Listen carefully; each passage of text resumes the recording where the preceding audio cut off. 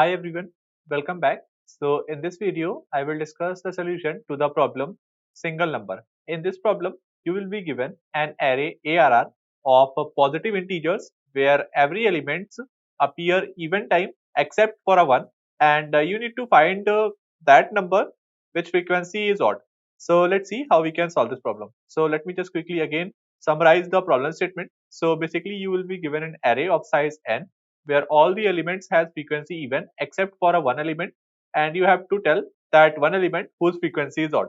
So to solve this problem, you just only need to know two basic property of XOR operation.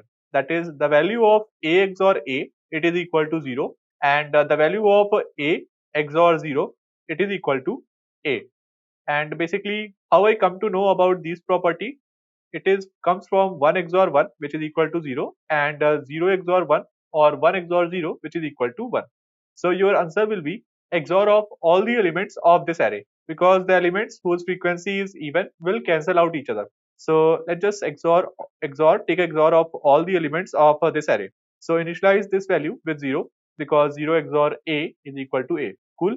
Then take XOR of all the element of this array. So 0 XOR 5, XOR 1, XOR 2, XOR 2, then XOR 1, XOR 5, XOR 8, and then again XOR 5 and again XOR 8. Cool. So A XOR A, that is 1 XOR 1 which is equal to 0, then 2 XOR 2 which is equal to 0. So these occurrence of 2 will cancel out each other, and then 5 XOR 5 which is equal to 0, then 8 XOR 8 will get cancelled out, and now we are left with a 0 XOR 5, that is 0 XOR A which is equal to A. So it's equal to 5, and this is same as the expected answer. Here all the elements except 5 has frequency even, so that's why they get cancelled out if I take the XOR of all the values.